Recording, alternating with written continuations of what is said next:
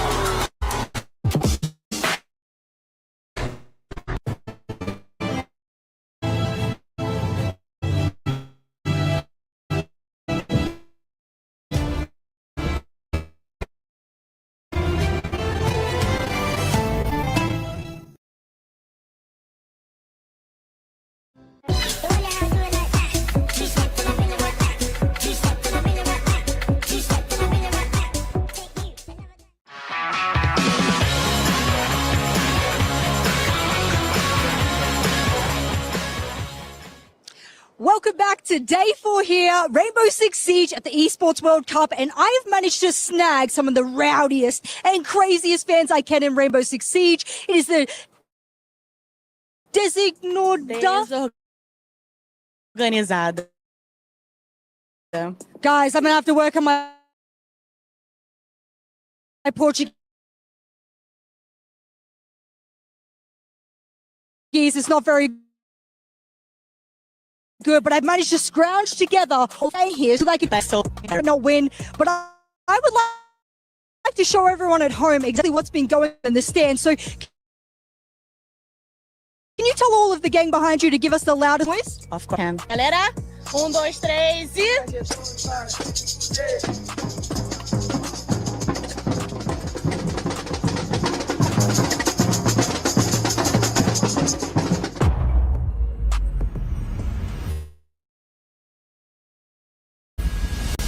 As they look for something, anything to make this winnable. Bugsy against 4.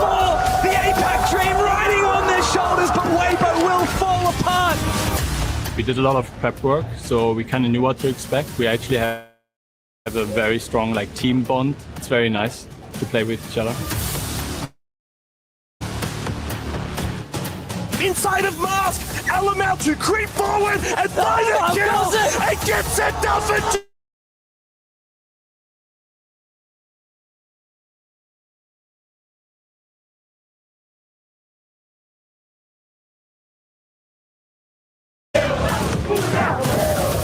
Furia now putting VP in the hot seat. It's a 2v2, a 1 versus 2, and there is a new Apex Predator at the top of the food chain. It's the Panthers over the... Our feelings.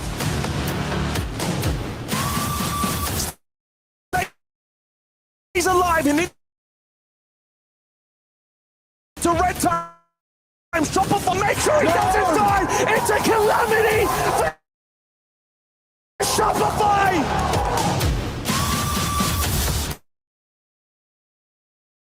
Key factor on it was our fundamentals on Chile. I think they were just shaking. Her mental is honestly one of the strongest, probably the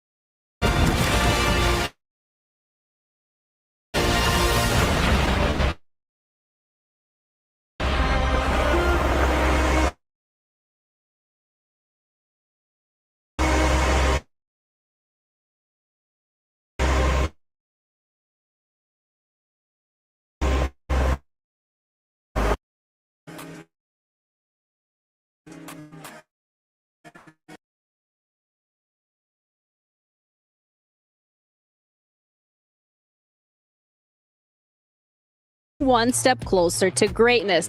If there is anything that we can expect from Rainbow Six Siege X is the fact that you have to expect the unexpected.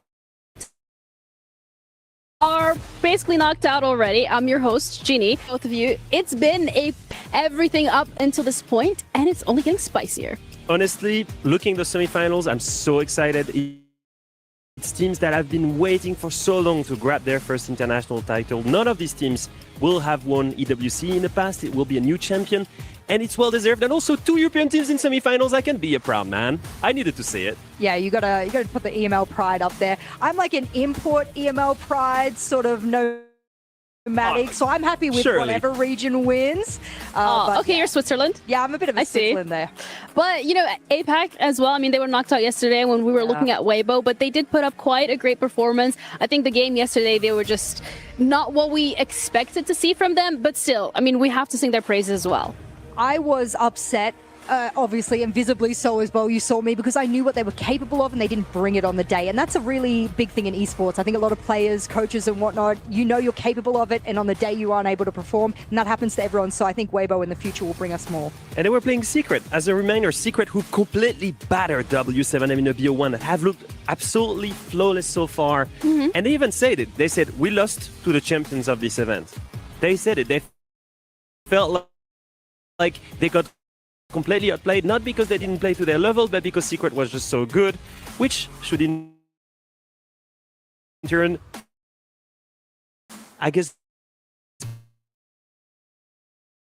second semi-final against Space Station. Absolutely, and we all but Things are getting loud here at EWC, and that's largely thanks to Furia. Those drums sending Virtus Pro home. G2 and IP went the distance, super clutch, and G2 only being 2 rounds away from potentially going home, but they ended up winning. But of course, that all of upsync Shopify and 2-0. The team from APAC and Weibo Gaming had to go home. They could not keep up with Secret. They lost 2-0, and they won't be here anymore. And so we're here to the semi-finals now. G2 versus Furia, and Team Secret taking on the Americans of SSG. Who have you got taking it? Give me a good old prime NA For G2, or for the first time in 5 years since their victory in Montreal, SSG raising a trophy. Find out today.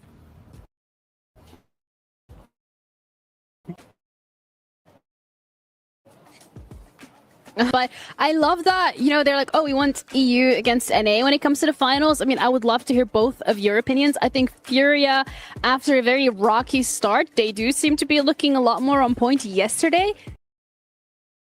And if they're bringing that, they are. Maybe only because they're the Brazilian team, but also because they've looked so good across SAL, being the champions of Brazil right now. And yes, they were put in difficult spots, but by overcoming them,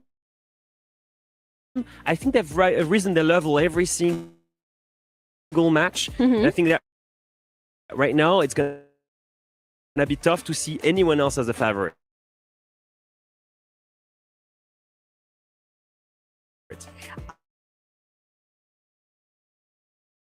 I want to play really excited. I would love that for them. I think the question then for my side of things would be just what would the upset actually? It has looked absolutely unstoppable since day one. G2 is back on the saddle. Furia doing the same thing. So really, what's the upset? I don't know about you, but I don't think that there is any upset potential in the semifinals. I love that. I love that. The reason for that is, I think that the semifinals are like really well balanced in a sense that semifinal 1 is the potential grand final in my opinion, because it should have been G2 and Furia. Right now, I think with the most dominant teams the entire event, and Space Station and Secret are like the runners-up in my head. Shoulda, coulda, woulda, but that is not the case. Instead, we're going to be looking at the Kiria top place from yesterday, because we did have quite a lot of siege taking that we covered here on the H. Saved by the bell. Saved by the bell. And that was the second game, Ginny. You just not you That wasn't the Last game What was as the well. first game? It was. Oh, it was the Clash of the Americas. But honestly, what a crazy game. Honestly, so much skill. The amount kills that we saw on both the way. Pasha still running that crazy holo side. Honestly, looking at these teams, and even Shopify Rebellion and SSG, honestly, were such a close game. But then in the end, I think it's really the potential to like get pushed in the trenches and rise their level every single time. And that's been the story of SSG, the entire region, the entire stage, and now at EWC. Yeah, it's really impressive to see how far SSG is able to take it, especially when it comes to their mental side of things. And the beauty as well, once again, of being on LAN is the Crunchyroll reactions, because players really love to get in each other's faces, start shouting from across the screen. And you know, we have a player himself joining us for this part of the totally feedback. Thank you. The team is view. Is that effort to what we usually side? Like when you are in front of your opponents, it's a lot of more funnier. You can also like talk to them on the chat. Look at me, you will not win. This kind of stuff. I tried, but I lost. But no, I think it's much better when you see the opponent team. Obviously, looking at the results so far at this event, I know that you wanted more, of course. In coming into this event, did you feel like the team was a little bit weaker than in previous events, or do you think that it's just like on the moment that it happened? I think we saw it during the stage. We lost more than last year, for example. Yeah. We weren't our best shape. We work a lot to fix our mistakes since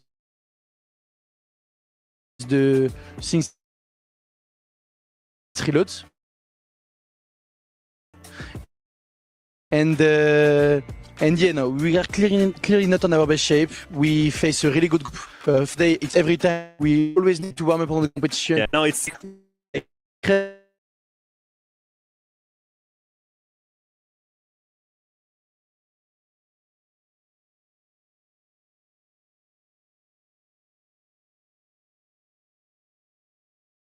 anymore, because when you win, you don't need to change. But when you start losing, you have to. So I think a lot of strategy and also communication.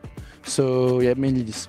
Yeah, you touched upon the Esports World Cup in general and how the format is. I think as well, you guys playing on the Falcons banner had a little bit more extra pressure when it came to winning this. Now let's bring up the STC Club Championship update, because Falcons right now, they're doing really well. They had that. Do you feel like because you're here and you have that title back to back when it comes to being in Riyadh, you're now under Falcons, was there more pressure there to perform?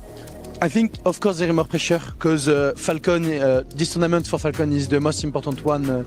So you have to show that Rainbow Six team in Falcon, it's important as well for this. Also, like you said, we won 3 times in a row. So everyone have a target on our back. It's normal. And also Falcon is literally give us everything. And when someone give you everything, you have to win. You know, it's not like, okay, we will try to win. No, you have to win, and I think we just put too much pressure on ourselves. Do you think that joining Falcons has improved your chances of competing well in the long term and winning titles? Yeah, clearly, in the long term, I think when we're used to the pressure, because it's not them making the pressure on us.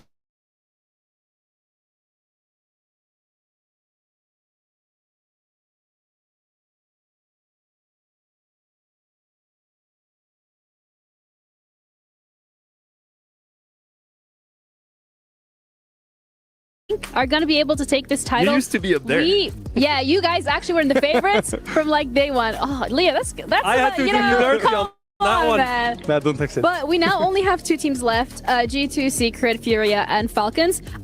Would you agree with what we have right now? I mean, I think Furia, if anything, is most likely to win. It was actually going to be G2, Furia, and favorites. SSG, Secret in runner-ups.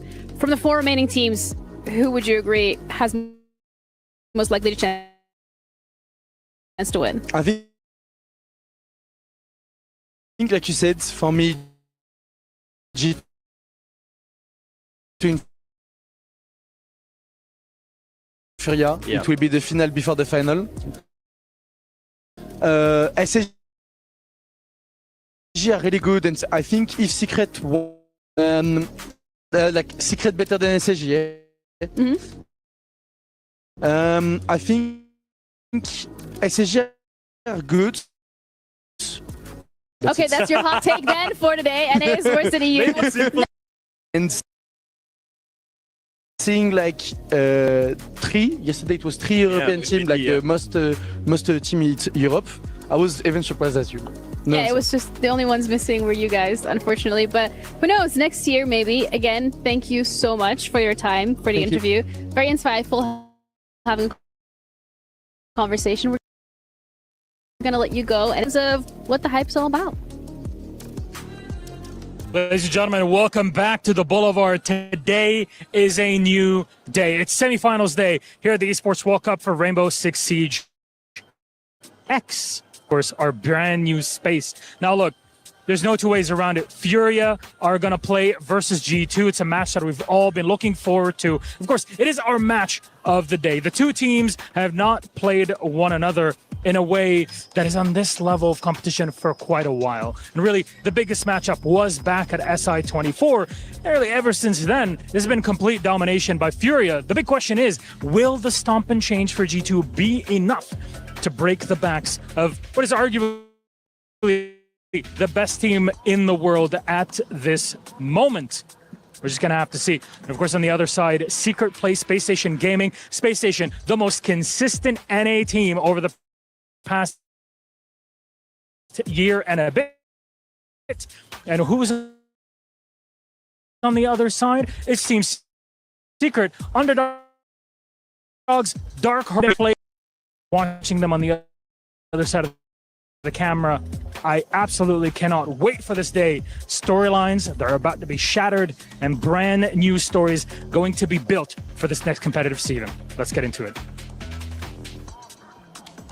Hey, Milosh, okay, a very much great hype piece in terms of what we are looking at today. It's a great summary of what we're also going to be G2 Esports. This is what we already touched upon a little bit as a final come ahead of the final, and unfortunately one of these teams is going to be sent home today, and they're not going to touch that final at all. No, it's been a long time coming that these two teams face each other once again. We've been used to see them across the years as to Titan of Siege, Europe versus Brazil once again. Honestly, it just feels great to see these two play each other again. And you know, a little bit of trash talking, you know, playing up the game a little, adding to that hype. So yesterday we actually had a conversation, well, not us, but Milosh had a conversation with Philippox after his win, and this is exactly what he had to say in terms of today's game. What do you have to say to G2 before that game? G2 is always an easy match. Alemão always shakes against me. Always shakes against Hertz. Hertz is his father. So I think this time is not going to be different. Jess, Hertz is his father. That's so funny because in media day I was like, so what is to Hertz? What's your opinion on Alamo? He goes, Alamo, he's my son. So you know, I mean, the trash talk is there, the history is there, but I think it really puts this entire matchup in such great light because the players are not shying away from hyping it up themselves as well. Am I? Oh, You're back. You're back, guys. Don't worry. I think fundamentally the players understand that it's not just an esport these days as well. I mean, it's also part of the entertainment of it. It's really healthy for the scene in that way. Yeah, it's been a long time coming. I think as well that we see these two trash talk each other. Yes. I think during the media day he was saying like who's most likely to get kicked? Alemão. He Who's the just worst kept saying player on the his team? name. Alemão. Who's the worst player on this planet? Alamo. Oh, he didn't say that. But I think he thought it, and I think he's going to prove it today. Sorry, Alamo. It was just a joke. But it's also been a very long time just since we've seen these teams actually go up against each other. Yeah, I think you look at the last days, and Leo turned to me before and he goes, Jess, do you want to know how long ago these two teams went head to head? 900? That was actually earlier than that. But one thing is, G2 has not won a semi-final in more than 900 days. Oh, wow. The last time they played a grand final was SI 2023 when they last became world champions. How many players on that team were still then? That was Alemao and Doki. That's it. And that's the last time they were able to win a semi-final. And you have to think, what gatekept them so far in 900 days? How many times did they play in semi-final? 2 times. Atlanta Major 2023, SI 2024. Who stopped them every single time? Don't say it. Furia. Don't say every single time 2-0, not even close, not even a third mapper. And today, who are they playing against? In a semi-final? Furia. You are setting them up for failure here, but I want to give a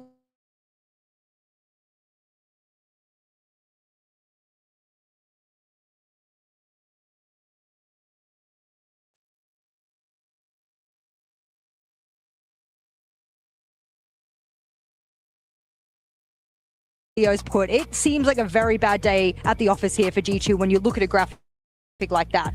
But I was doing a little bit of sleuthing through the stats. I like to check a few things out.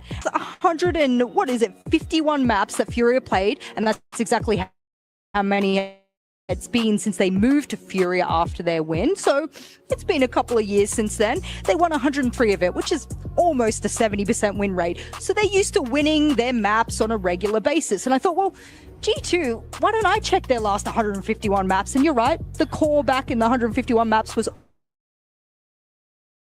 only Alemao and Doki, but it was a 102 maps.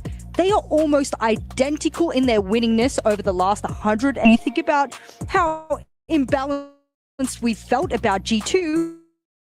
Actually, they've both won quite the same. Yeah, I will, however, play devil's advocate because I do feel like Brazil also has a lot more play days, at least last year how it was. So I think that does speed things up a little bit for Furia. They play in the best region as well. They also do. True. And on top of that, Furia is also playing a lot more internationals than win for G2. So I think like if you're looking at this stat particularly, there could be, you know, we could. Of course, there is. But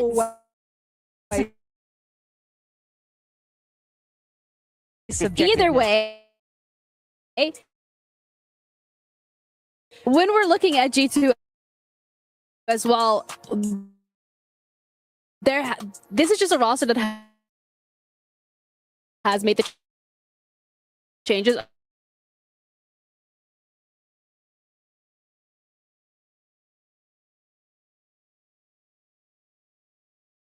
Role now, Loira has been the top fragger for G2 confidently and consistently across ever since Alemao is taken that IGL role. This guy is shining, Jess. I called him Mr. Do-It-All. Thank you to production for putting it on top there. I wasn't sure what name to give him, and I put Striker next to him because he has the widest array of operators played on the team in the matchup today of any player. He's happy to play it all, and he does it all at such a high level if I go through statistically, and I know we're sick of hearing the numbers, but this man can operate on any operator, and that's important if you want to be able to get through to the higher echelons of Siege.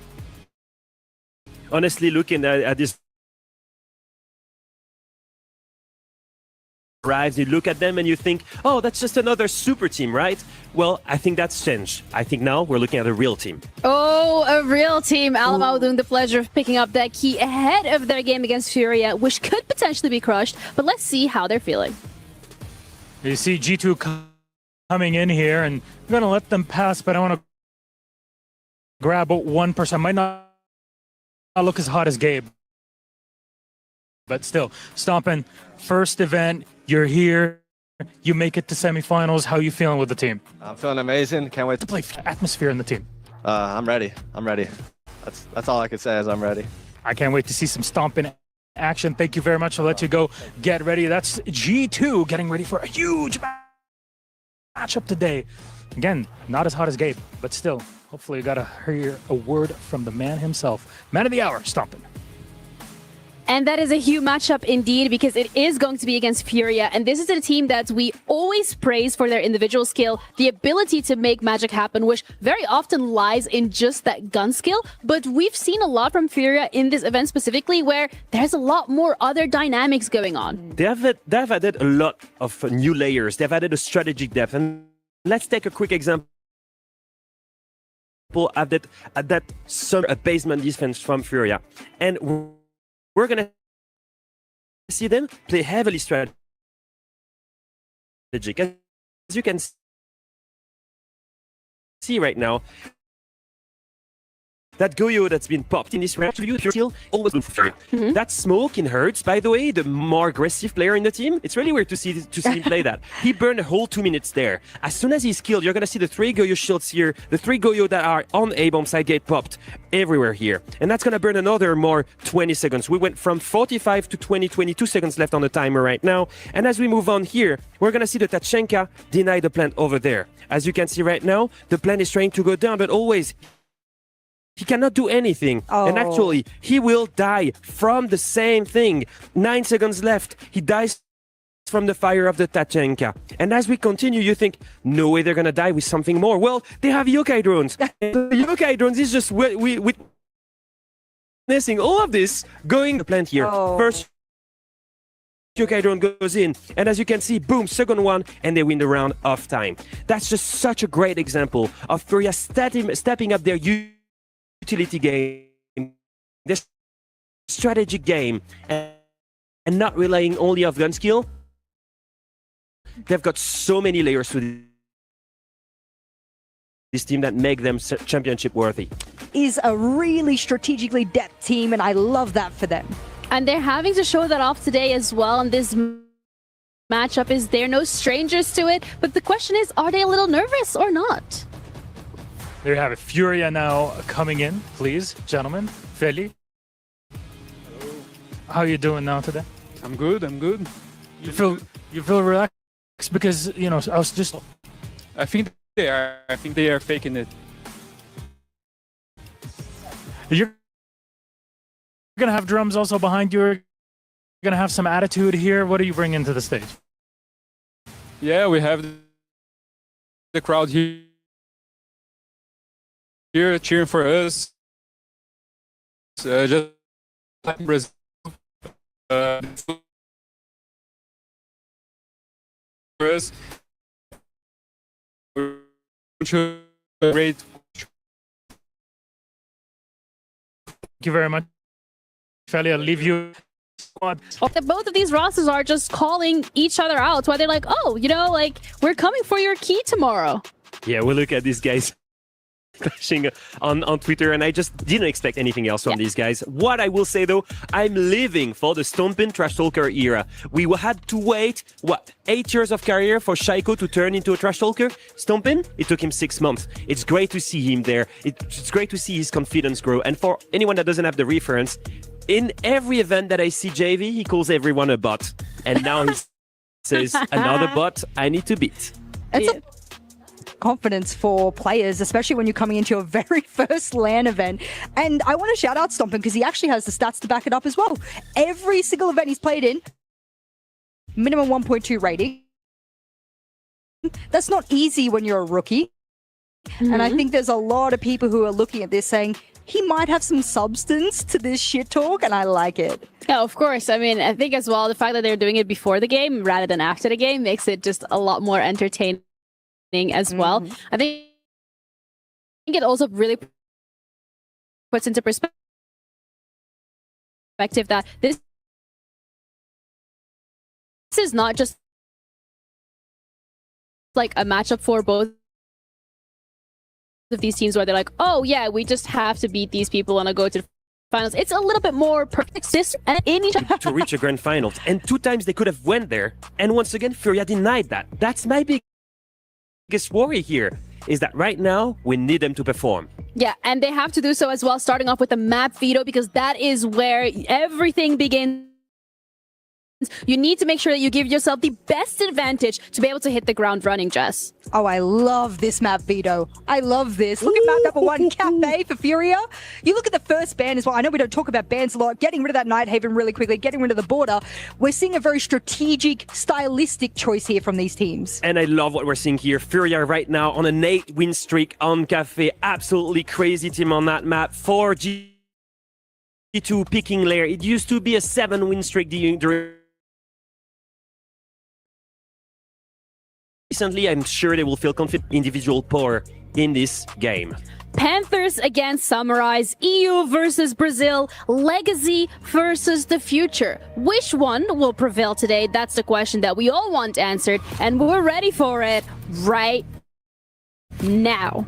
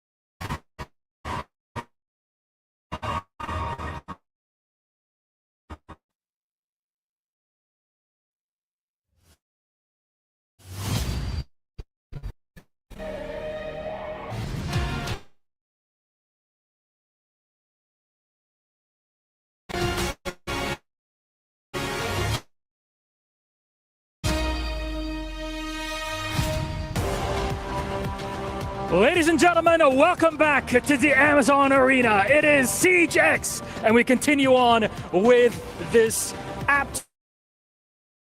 absolute incredible bit. Ian, I know we can barely contain our excitement. Quarterfinals, they're done and dusted.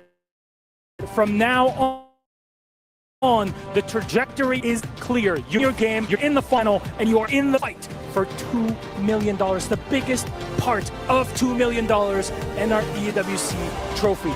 Nothing is granted, everything is earned, and they've earned their spots. All 4 teams here in the semis today. This tournament has been absolutely crazy. If you made any predictions at the beginning, you'd and tomorrow. Here's what's guaranteed. We've got 4 teams.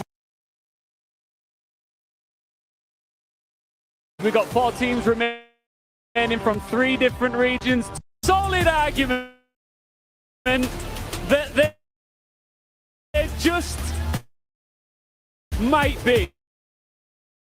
I have never seen them this confident in a long time. They are calm, cool, composed, and Coolly. It's Furia!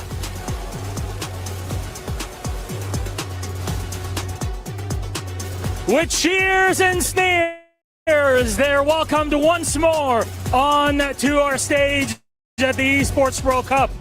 This is the one trophy that still is, they've already dispatched one of them, that's VP. They are the Banes of G2, they're no longer in contempt. Look huge at it. matchup. The players are ready. Doki, come here. Come on over, Here. Philip. Come Lead in. box.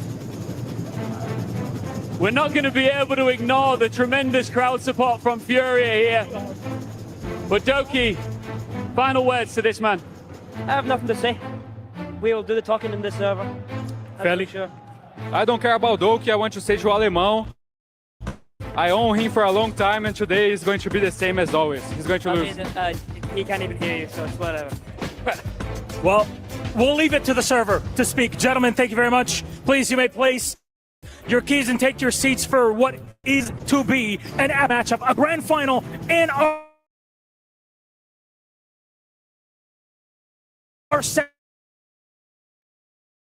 semis that everybody been waiting for. An opportunity. Truly a match that could warrant the title of grand final here at the Esports World Cup. The table has been set, and I hope you brought your cutlery, Pengu, because this will be a feast. G2. Today, James, and I can't believe it. Going back a few months, I think G2 have been in the semi-final looking as hot as they have been in this tournament. Wouldn't build on that. It's playing big teams, and the biggest one of all, Furia. It's just a few minutes. It's stomping with all of his fan base, the new generation of Rainbow Six players, up against the might of the Brazilian fans. You can hear them. You can feel them when you're here in the stadium in Riyadh. The fan club from Furia is unmatched. Nobody can match that energy and that volume, especially not when they bring everybody instrument under the sun. It's absolutely ridiculous, but I'm so here for it, and I so love it. See the players locked in, discussing it, and I gotta say, sending Doki for the interview, Elmo. Maybe earlier he owns out today. It'll be the Do you think the decision from Elmo is on? As interviews, do you think he refuses? I from the front finals, if he goes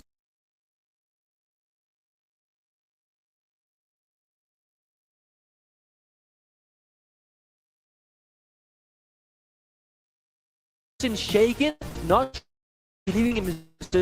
And to Doki's credit, he does look very chill, very relaxed. He said, "I have nothing to say. We'll let Alv mature a hell of a lot." But come to think of it, Stompin, born in 2007. How crazy that this 18-year-old steps up to the table to play with players of this caliber. Of course, Alamau, he was a major winner way back in Mexico with Team 1 server right now, and none more than this entire roster of Furia back when they were W7M. They certainly carved their names into the history books, and then they did it again. They are the only ones to raise a trophy in the Siege X era. That's true. Stompin, he left his ego at the door. He has been so humble, so chill, and every interview I see from Alamau, from Doki, saying he just loves the game. He just wants to play. He doesn't care about who he is or who they are. He just has this immense passion, and I think it's kind of bled into the entire roster. G2, they look hungry. They don't look like a team that's won much before. They look like a team that wants to win their first trophy. The first one, of course, with Stumpin.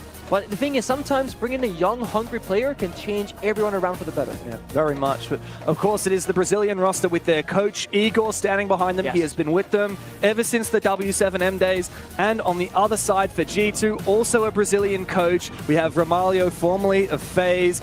Quite a history for him as well. These players all know each other. I mean, for goodness sake, G2 might be a team playing in the EML, but they've got two Brazilians and an American on that roster.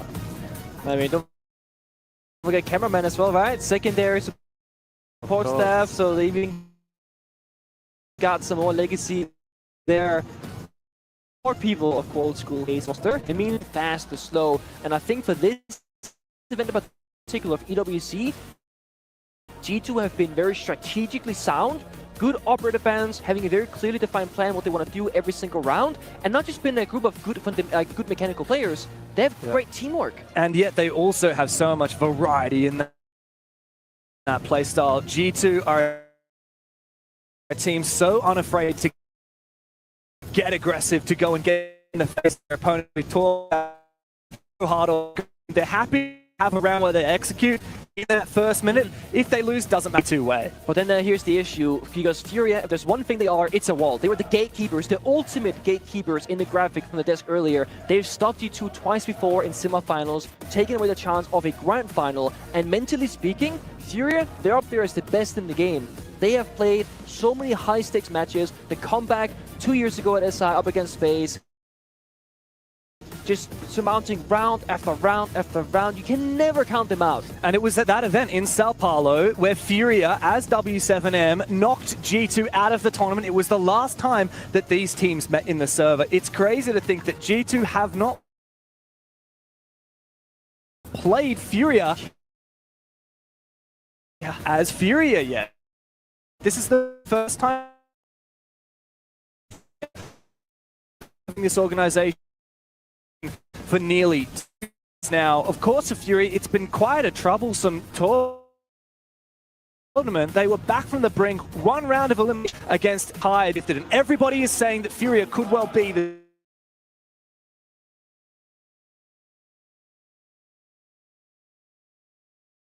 As we get into the game, we must remember the stakes of this match for a spot in the grand final. It is the champions of Europe and South America, legends of the game who have not met in a year and a half. Today we travel back through time, through the lens of the 2 greatest dynasties Siege has ever seen. It's legacy versus the future. Only one will pen the next chapter of their story today at the Esports World Cup. Going into this very quickly with the operator bans. Whoa, hold on, a gridlock ban. Okay, for a second there I thought I was trolling, but no, I have seen it correctly. That's gotta be the first gridlock ban at this event, unless I've missed something. What is G2 cooking here? So I know Brazil and Furia, and even FaZe as well, they like to bring out both the recruit operator on both sides of the coin, and of course gridlock when they're on the attacking side. There's 2 kind of good reasons for it. One side is, of course, flank watch on these staircases. The gridlock stingers can go out and you can't just comfortably sprint up the staircase. You gotta shoot them first, make some noise, whatever. The second is it's good utility burn against Jaeger and or Wamai. If you just throw those in there and get the job done, plus secondary shotgun, plus the frag grenades, you have a ton of util. But it's still very uncommon. I said earlier, D2, they've been very great on their operator ban selection this event so far. They're going in strong with a very market ban in mind against Furia. Yeah, and that really exudes confidence for G2. And no surprise, they've already taken down 2 behemoth Brazilian teams on Cafe thus far this tournament. Of course, they destroyed FaZe 7-2 in that 2-0 series in the lower bracket. And then yesterday against NIP, a very convincing Cafe win 7-3. Only dropping 5 rounds on Cafe so far in Riyadh. Furia have their work cut out for them. And what's more, they start on that attacking side. It's important that we see G2 play very proactively because they've been banned away the Asami and Castle from Fury. That means you can't hide around the building as comfortably, so you might have to take some uncomfortable gunfire. Larson is spearhead for G1 and he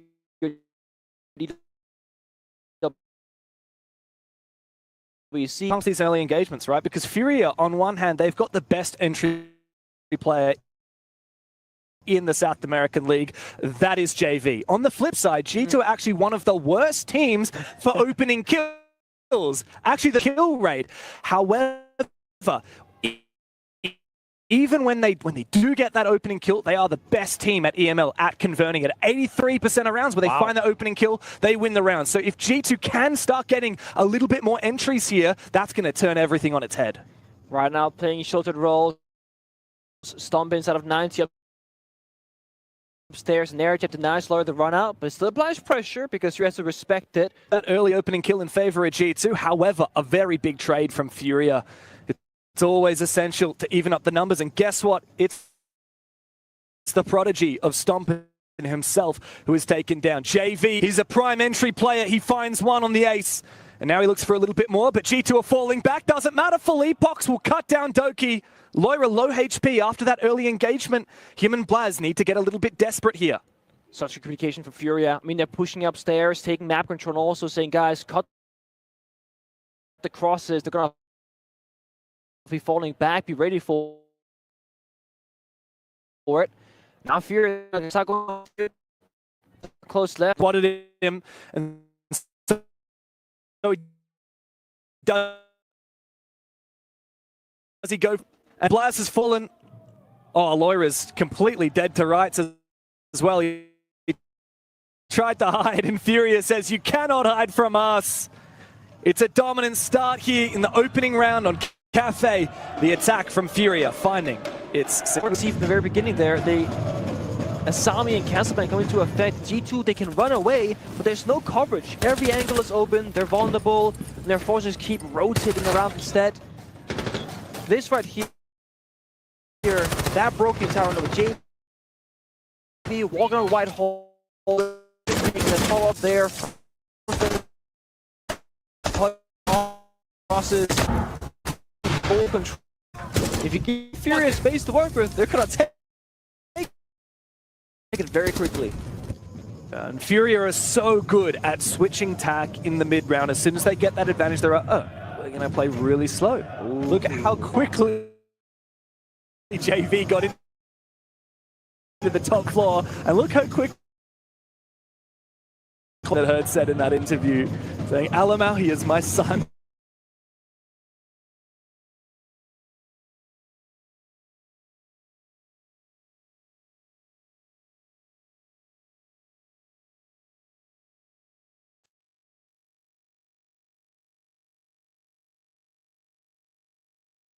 About it. He loves to smack talk.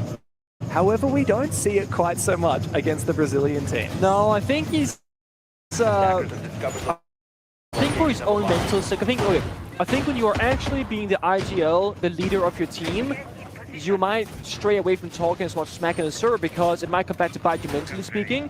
Whereas Alamau in the past, there was a time where Laura was IGLing, Uno was IGLing. Alamau is now confirmed back as the primary leader. And I think he's now taking the role of leadership and not trash talk. And that's the big change. But I want to see Alamau is not loose mentally. You're not going to call the right shot, but good are you, right? So I want to see Alamau, specifically on their attacking side, but just generally speaking, show us good leadership. And that was historically the criticism of Alamau. Everyone knows he's an insanely talented individual player. He's also got some really good calls for the team, right? But in the big games, he's shut down. We saw it especially in Copenhagen. It was such a big moment, right? Right after their Montreal victory, the world champions, Alamau completely shut out of that following up competition. What do they call him in Brazil again? I'm trying to remember. Judas. He was one of the first Brazilian players to go overseas and, of course, join the big organization, the rockstar team of G2. On Chalet. I think Team 1 went down like 2-6 in round count. Alamau, Lagunas clutched like a 2v5 or a 2. They sent him home. Then G2, they buy him out just a few weeks later, a few days later. It's been G2 since. That was when he put himself on the map with his first championship. Now Filippo to put himself on the map with the blitz. He goes in, he goes for the ADS, and he takes down Blaz. That's a very cheeky play with the sends to back it up from Nade. Those ROU projector walls cutting off lines of sight, giving the Blitz a path forward. Might have given up a little bit of the control on the site, but it doesn't matter, as they still have these crossfires available. Stompin here on the red stairs has a deep angle looking all the way, cutting that side in two. Got a smoke from Blitz and Stomp from Sophia to help Furia push forward. Right now they got to analyze where are the three defenders playing from, what angles are safe. Oh, there's the Blitz, and the smoke goes out again. Nade finds his opening, but that's a nice shot from Stompin. A big opening from the Blitz. Alamau cannot afford to turn his head away. So we ourselves V2 for young G. Low B, but it's available. Is going up against that Blitz.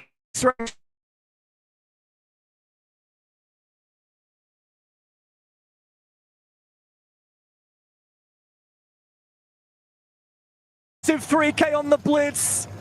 He is firing up. And what did he say to Alamau in the pre-show? He called him out and then he shut him down.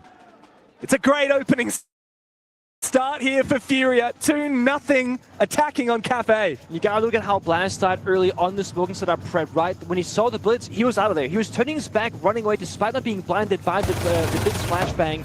I don't know if G2 right now are able to find their footing in the server. It seems like most players, besides Stumpin, are almost not once in the gunfight. Guys, as they fall back, if you're to push this fast, you have to meet them somewhere and fight back. the way that Felipox is using that blitz, he's not afraid. He's so aggressive with it. He came down and he has lost a gunfight.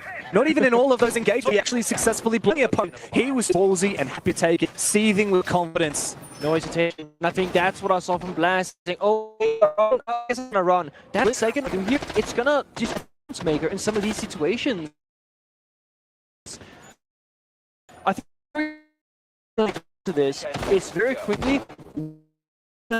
We're gonna control. That means we're gonna be confident. We're gonna be decisive. And what happens? We spoke on it earlier. Was taking down both FaZe and that's 2-2. But Lucas doesn't go, how did they conquer the other Brazilians? Because we're not like those. We're a different kind of Brazilian team. And Furia also they'll play European team on Cafe. It was yesterday. It was against Virtus Pro. That was actually a pretty tight affair. Almost went overtime. It was a 7-5. With Furia, perhaps it was a little bit of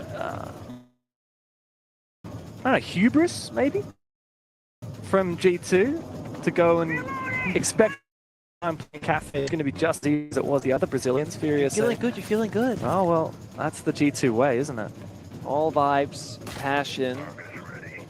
Gotta get that first round on the board though for G2, and they're looking for good scopes. Doki unleashed on the Mossy. Can take any fight, and if it goes down, it's all good in the world. Now, it is Furia who picked this map. So even though G2 are good on it, Furia are the ones who decided to bring us here. Hence G2 picking defense start, of course. Double Claymore is cheeky. That is so, Look at so very cheeky. the pace though, right? We're seeing Zero being brought out, the Twitch, half the round burned. No one's even seen the enemy players yet. Another run out, an air jab was there previously. Will be there again, but where?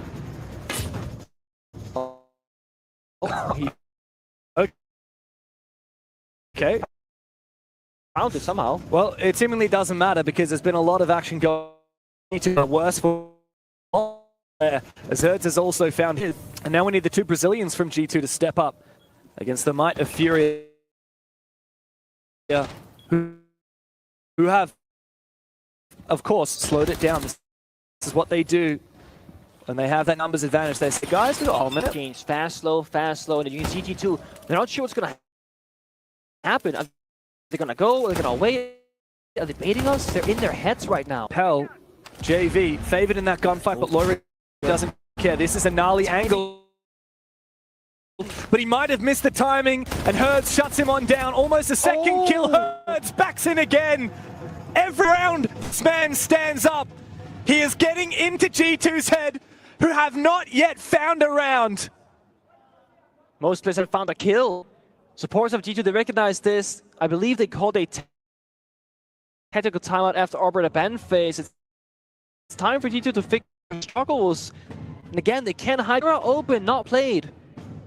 G2 been so great with their Arbiter ban selection. They can do something cheeky here, like let's say ban the Brava, stop playing Maestro, ban the Ashe, stop playing the Mira. Wow. Or ban the IQ and I guess play Information, which to be fair makes sense because G2 aren't sure what is going on in these rounds. Oh, both of those operator bans, the IQ and the Jaeger, very unusual. I mean, you can understand what they're going for, particularly that Jaeger ban here from Furia. That's going to make it even harder for G2 to anchor up and set in positions, but it's G2 now taking their tactical timeout. Romalio inspired. And I don't blame him because a lot has happened that you don't want to see. So far on the scoreboard, 3 kills Loira, 0 Alamau, 1 Doki, 2 Stumpin, and 1 for Blast. So we're only really missing Alamau now in the server. In that 1v3 earlier, he was, I'm not going to say shaken, but he wasn't hitting his shots either. Oh, that's what happened. That was the read from poor Hertz. Doki. He juked the air jab, still got. Oh, that's how fucking Moira. Beautiful. Yeah. You're right. I mean, Hertz, great round from him, by the way. 3 kills, I believe. A good read. And G2 is starting to get a little bit repetitive, right, with that run out downstairs. Both times, I mean, it was red from the get-go, right? They had air jabs on it the very first time. G2 tried to go for it again. I don't really feel like I saw the full potential of the Arbiter bans from G2, which I feel like I have not said when I watched them earlier. When you ban the gridlock, and as soon as you do like flank watching for burn, I was expecting Mira, Mion, almost every single area. And it's like G2 were seemingly happy to play that playstyle. I thought they would play heavily utility, heavily safe on shelter positions. That hasn't been the word. And now with Jaeger being banned, can they even do it anymore? Well, ironically, I feel like this is what G2's trying to do now, Utris, and these power positions that you can play off, they burn. But, of course, that Jaeger being banned, we're not even seeing a Wamai or an Aruni Brought, which are the two other catch operator options here that could protect some of these key positions from G2. And have a look at the flip side, like a hell of a lot of flashbangs, some nades on nade, ironically. Diffuser, the diffuser, player who's player, nade who has nades. Couple players now playing some funny games though. Yeah. And we have Caster called X. Yeah, because yeah. Let's see the pace change. Furia apply pressure somewhere, hold the other angle. If G2 walks in the wrong direction, they're just gonna die from person outside the building. I like the Valkyrie, but planted perfectly easily. If anything, the IQ ban has kind of just said, look, we're going to be bringing Valkyrie or Echo, right? And so, guess what? The Twitch here is not only countering the Valkyrie, but it also counters the Goyo, and it also counters the Mira. So it's this trifecta operator, like, there's so much potential out of JV. Even if he doesn't get everything, anything he does get is value. Mind you, in Cafe, they're what we call dead zones. In Piano, defenders can't really play, especially with the assignment cancel bans. It's a big dead zone where Twitch drones will find any sort of utility. Same thing goes beneath the skylight. Defenders can't really play there. So there's a lot of good areas for JV to utilize. And I think, he got one Mirinto, got one Goyo, got one Valcam. He's going to keep going. Gets another Goyo if he wants to. Laura's going to be running back most likely here because, yeah, the pressure's too much. But the funny thing is, Furia are not even in the building. This is drone pressure. Okay, there is Casey from the skylight, of course. But they drop back before a fight happens. G2 that Blaz only took a tiny bit of damage there. Yeah, well, the benefit here of G2 losing top floor controls, of course, this is a reading bomb site. So even though they had the heavy investment of utility, they're fine to abandon it. They still have smokes and Goyos on site, but they have to be careful not to secede the first pick.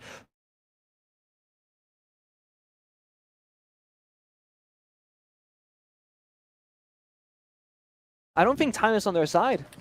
I think we need more kills here from Furia, though. If Full Epoch's finding his first.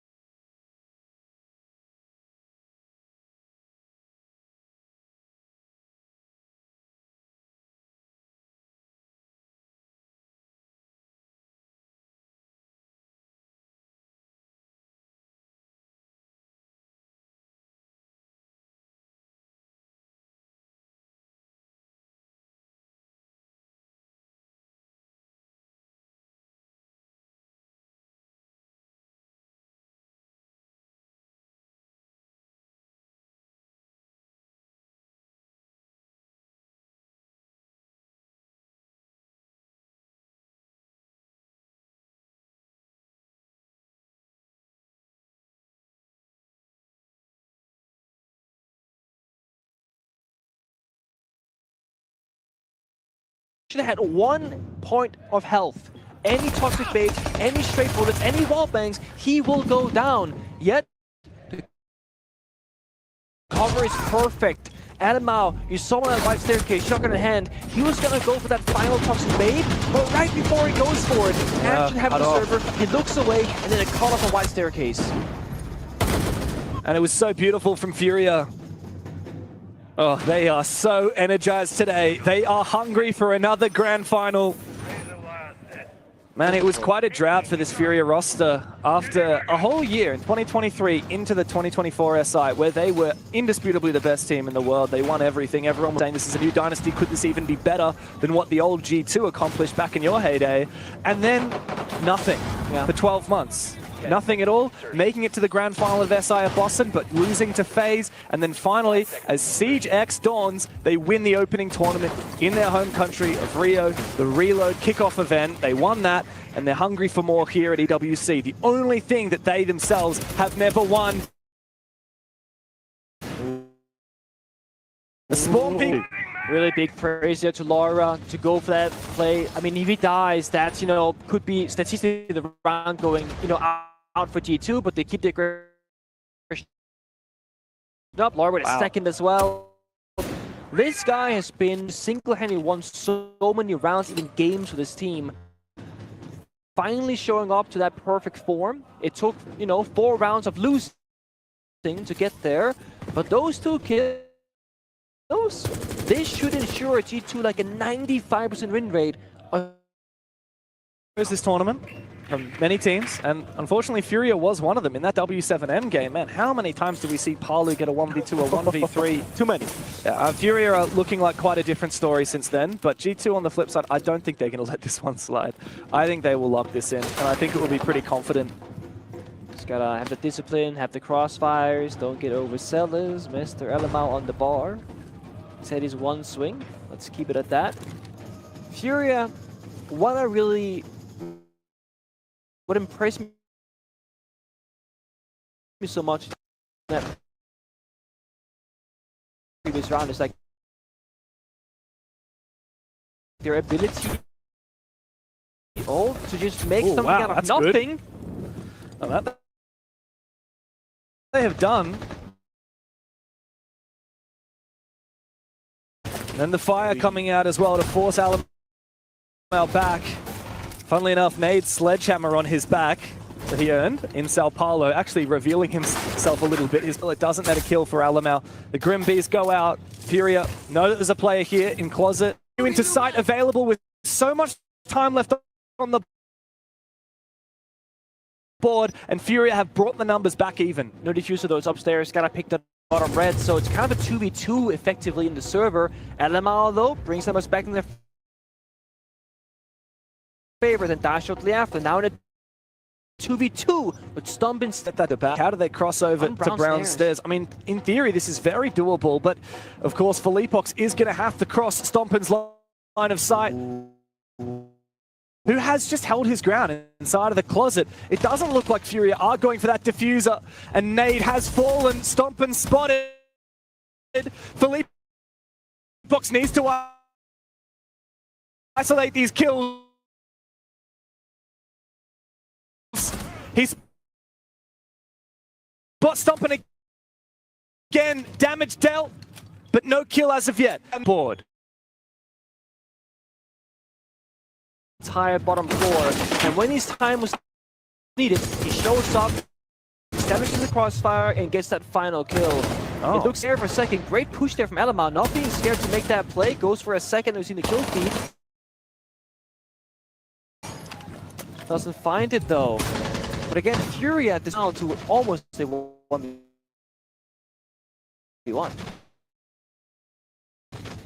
It's kind of ridiculous. Actually. Yeah, of course, G2 let it slip, let it get back to that 3v3, but then even from the 3v3, how is Alamau allowed to retake VIP like that killer player who's droning? How is a Furia player just walking and dropping into the freezer and dying without clearing his ankles? Looking the other direction, nerves on both sides in those dire moments. I think Furia playing, say like go for broke, just do whatever. Whereas G2 are the ones a little bit nervous maybe.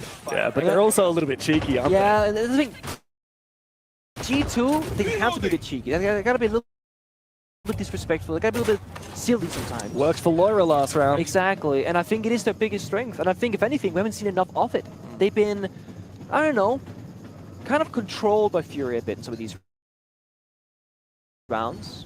But then again, it's Cafe on attack Furia with a Sami Castle ban. I feel like a really good attacking team should be able to do what Fury is doing consistently. And if G2 want you know, do the exact same thing on their attacking side, I could see them find similar success.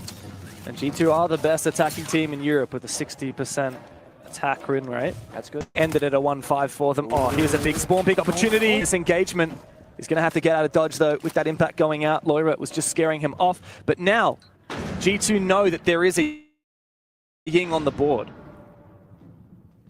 Good information in terms of operators. We know there's a Dokkaebi as well. There's the call, so G2 will know they're going to play for some sort of mini execute. When the cannons go, they're going to be flying in the windows. Oh, they do. So do the smokes and the fire. In he goes. Philippox catches him. Philippox with a big double kill.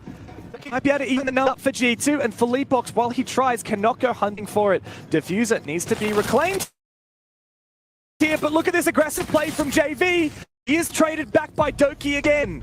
And we settle into a 2 versus 2 with Furia needing to regroup, need that back, but plenty of time to do it. It's not about playing.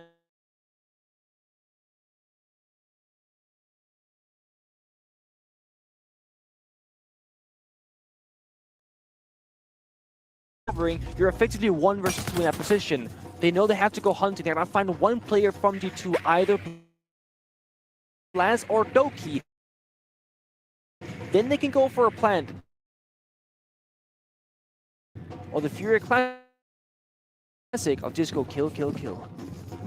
Was good info on one of those players, but Blaz catches KZ, who was baited in the try and take down Doki. And now Philippox, he's got to get it all done. A 3K is all he finds in the round.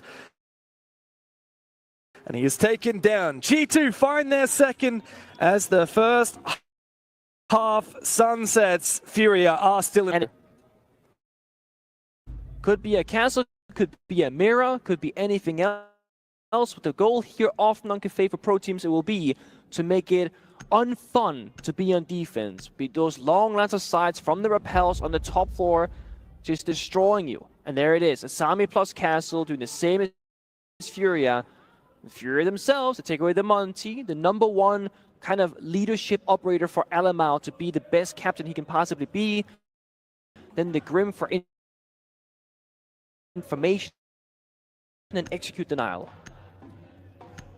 So as we move into the second half, obviously most people will look at Cafe and think that's a defensive side, right? Like, but even the stats from this tournament do show it. I mean, Furia were defensive sided when they played against Virtus Pro. G2 were as well when they played against NIP. But the one game where G2's attacks really shone on Cafe was actually against FaZe Clan. They won 4 out of their 6 attacks and then won their first 3 defenses seamlessly. That was how they achieved the 7-2. But of course, 4-2, that's the best they did. That was when they were smashing FaZe. They're going to have to do that here against Furia, and even then that is over. Form, Echo being brought out, movable information. I like this because they issued Valkyrie on a very proactive setup, which again, when you don't have the castle and the suppression to retake an area, and I just walk around blindly in the building. Fury also extending around. They're playing piano. They're playing bottom garage. They're reinforcing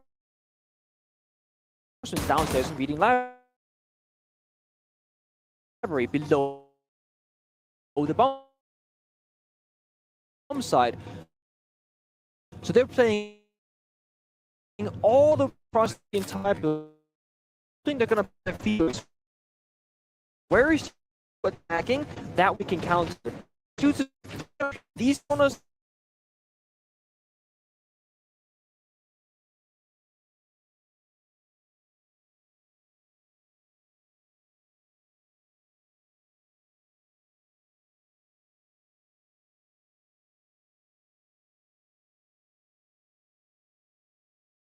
LMAO on the wide hallway, Nate going out, that might be enough. Oh, it's perfect, but he still finds a frag on the exit!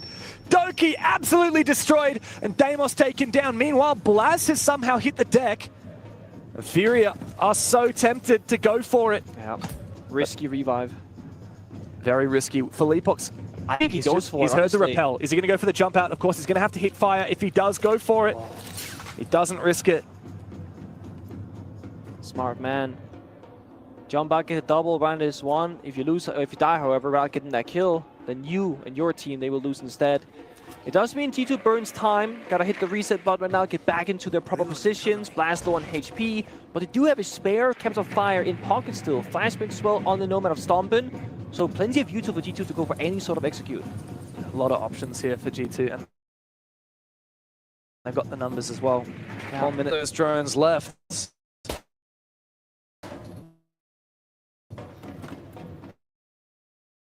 Getting ready. Stompin approaching Cigar. Blast a new balcony. Repel. Lauren.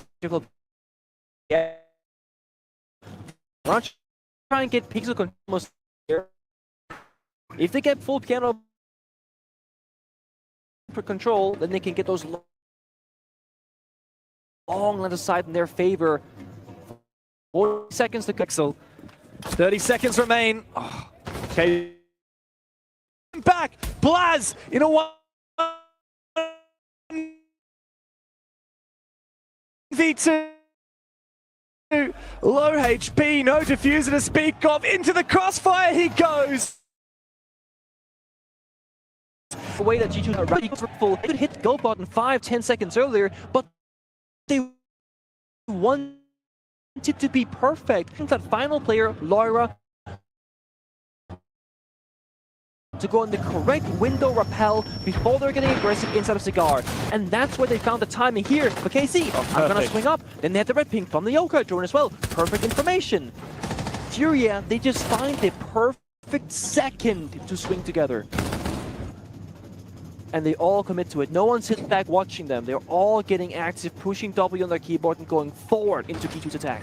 And this is how you kick off a semi-final. 5-2 in the lead for Furia after what was an exceptional attacking half. G2 might have salvaged their dignity, but they need to match that energy from Furia on their own attacks. And a nice and clear that pixel position, but it's not enough for G2 if you fumble the 4v3s. They only have one more round of bandwidth here, otherwise it's Furia map point. I don't think Furia is going to allow G2 to execute. We're not going to see a 5v5 flank going down. We're not going to see Furia sit back and watch them or hear them plant down that diffuser. I feel like their entire game plan right now on defense is to disrupt G2's plan A. Match this and understand, hey, we cannot play for a plan, we gotta expect the gunfighting to happening, or they gotta play literally perfect Rainbow Six Siege with no mistakes. Last round they lost to playing like that on the defense as well, so they should have a good read of what Furia is doing. Good. If Furia want these late round 1v1s, 2v2s, the gnarly shot ever. I cannot believe the confidence. He sprints straight into it and Loira catches him out. He was hoping that he would march on backwards and Herds would be able to find the angle here from the fireplace window.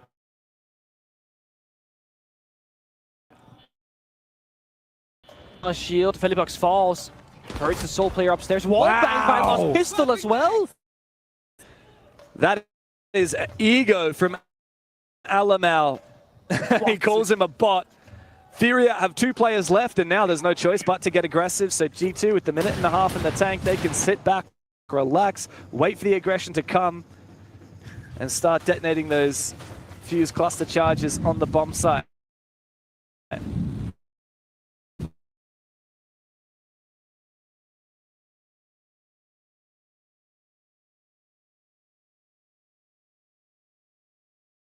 So much time. Ignore VIP, drop down the shield element and go for a plan attempt. Except this time, bit of vert, he runs away, gets shot down. 1v5 JV92. I mean, he's good, but he's not that good. The first, the flash to miss, the second to follow, and yet no swing because G2 know they've got that plant going down. As we speak, Stompin with the backstab from down in garage, and G2 find their first attack round. Only trailing, but by 2. You know, a great player once said, if you want to know the state of G2, just look at Alamar on the player camps. You can tell in an instant whether he is out of this one or mentally still in there. Oh, he's in it. That's that for player sure. was Fabian, and I noticed it too. When he looked to his right to fist bump his teammate, he's in there. He's not giving up. He's Yeah, there's so much aggression from G2 here. So much from Alamar, the confidence.